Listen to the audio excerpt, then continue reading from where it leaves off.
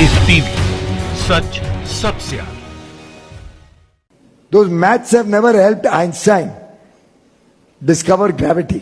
Those maths have never helped Einstein discover gravity. जब से lockdown शुरू हुआ है तब से संडे मंडे का किसी को पता ही नहीं रहता जब तक कोई बवाल नहीं होता। जब बवाल शुरू होता है तो उसकी एनर्जी से पता चल जाता है कि मंडे आ चुका है। जैसे इस मंडे को कांग्रेस अध्यक्ष सोनिया गांधी के एक बयान से बवाल मच गया। उन्होंने कहा कि देश भर के मजदूरों को उनके घर पहुंचाने के लिए रेलवे का किराया कांग्रेस उठाएगी, कांग्रेस पार्टी। भाजपा इस बयान के जिम्मेदार भी नेहरू को ठहरा सकती है कि अगर नेहरू ने शादी न की होती और उनके घर इंदिरा गांधी का जन्म न हुआ होता और फिर उनके घर राजीव गांधी का जन्म न हुआ होता और वो सोनिया गांधी से शादी न करते और आज ये मजदूरों की मदद करने वाला शर्मनाक बयान जो है वो नहीं आता। नेहरू की यही प्रॉब्लम है कि वो देश की हर समस्या की जिम्मेदारी ले लेते हैं। नहीं तो इस बयान की जिम्मेदारी आज भारतीय रेल और रेलवे मंत्री पीयूष गोयल की होती। वही पीयूष गोयल जिन्होंने ट्विटर पर डबल स्पीड में ट्रेन दौड़ाई थी, हाँ वो वीडियो एडिट करके, और आइंस्टाइन से ग्रेविटी की खोज करवाई थी। Those maths have never helped Einstein discover gravity. Those maths have never helped Einstein discover gravity. क्या है कि रेफरेंस देना जरूरी होता है, नहीं तो पब्लिक भूल जाती है कि उसका सामना किस महान मंत्री से, किस महान हस्ती से हुआ है। दरअसल हुआ ऐसा कि तमाम राज्यों ने फैसला किया कि वो अलग अलग राज्यों में फंसे अपने लोगों को यानी गरीब मजदूरों को वापस लाएंगे। रेलवे ने कहा कि भैया हम भी सहायता करेंगे, पूरी पब्लिक इतना दान पुण्य कर रही है तो हम पीछे कैसे रहें।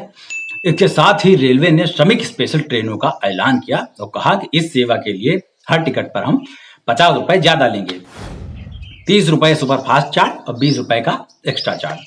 मजदूरों की आंखों में आंसू आ गए। इतनी कल्याणकारी और गरीबों का भला करने वाली सरकार कभी देखी नहीं थी ना कि रोड पर गिरते मरते पैदल जाते मजदूरों से भी कमाई कर ले। बस इसी खुशी में आंसू छलक पड़े।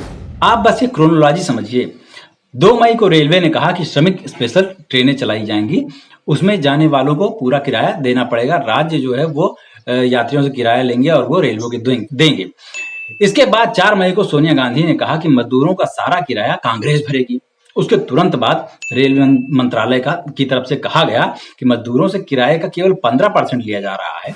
इस तरह कांग्रेस का पैसा बचाने वाले पहले प्रधानमंत्री भी बन गए हैं मोदी जी। पता है ना आप सबको? नहीं पता है? कहां पता है? हाथ ऊपर करो किसको पता है। आगे बढ़ने से पहले आपको भारतीय रेल के बारे में कुछ खास बातें बता दी जाए। तो पहली बात यह कि देश में पहली बार ट्रेन अंग्रेजों ने चलाई थी, यानी कि ये गुलामी का प्रतीक है। उससे किसी राष्ट्रभक्त सरकार को कमाई नहीं करनी चाहिए। दूसरी बात यह है कि जितना रेलवे किराया और प्लेटफॉर्म का टिकट रेट पिछले 6 सालों में बढ़ा उतना 60 साल में नहीं बढ़ा। पिछले 70 साल में पहली बार किसी ट्रेन को प्राइवेट हाथों में बेचा गया, यहां तक कि रेलवे प्लेटफॉर्म को भी। बुलेट ट्रेन लाने की पूरी तैयारी है, पटरिया वटरिया कहाँ लग रही पता नहीं, लेकिन पूरी तैयारी है। लेकिन ट्रेन लेट होने पर जिम्मेदारी किसकी है ये अभी मालूम नहीं। और लास्ट में सबसे जरूरी बात, ट्रेन में मिलने वाली चाय दुनिया के किसी भी पिए जाने वाले पदार्थ से ज्यादा घटिया होती है। सर ये तो टट्टी है।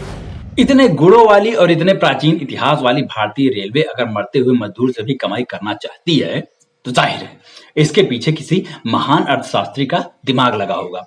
इसके लिए पीयूष गोयल सर के लिए तालियां बजाई जाएं। देखिए, सरकार इमोशनल नहीं प्रैक्टिकल होनी चाहिए। उसे पता है कि ये मजदूर और किसान किसी काम के नहीं है। ये लोग बस अनाज ही तो उगाते हैं, बिल्डिंगें ही तो बनाते हैं, मतलब ईंट गारा ही तो करते हैं, साफ सफाई ही तो करते हैं, बोझा ही तो ढोते हैं। इनका इकोनॉमी में कोई योगदान तो है नहीं, तो फिर इनके लिए क्यों सोचा जाए। दूसरी तरफ है हमारे बेवड़े भाई, वो देश की अर्थव्यवस्था संभालने के लिए अपनी किडनी तक बेचने को तैयार है। 4 मई को ठेके खुले तो उनके बाहर 1-1 किलोमीटर लंबी लाइन नजर आई। पुलिस ने लाठीचार्ज कर दिया, वो फिर भी नहीं लौटे।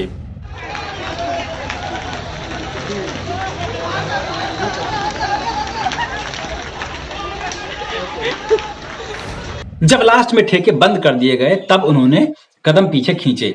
इनका मुकाबला मजदूर क्या खाकर करेंगे भाई। इसीलिए सरकार भी इनको लेकर सीरियस नहीं होती है। इसीलिए ट्रेन खुलने में प्रॉब्लम है लेकिन ठेके खुलने में नहीं है।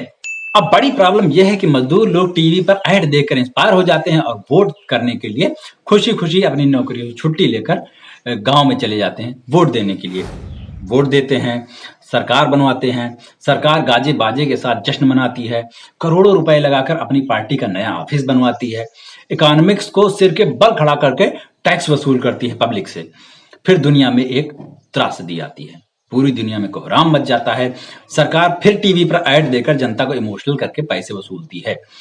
इसके लिए बाकायदे पीएम केयर नाम की एक कंपनी खुलती है जिसमें लोग खुलकर दान करते हैं, लेकिन वो गरीब मजदूर जिसने सरकार बनवाई, देश बनाया, उसको घर भेजने के टाइम वो पैसा कहाँ चला गया ये वो पूछ नहीं सकता है।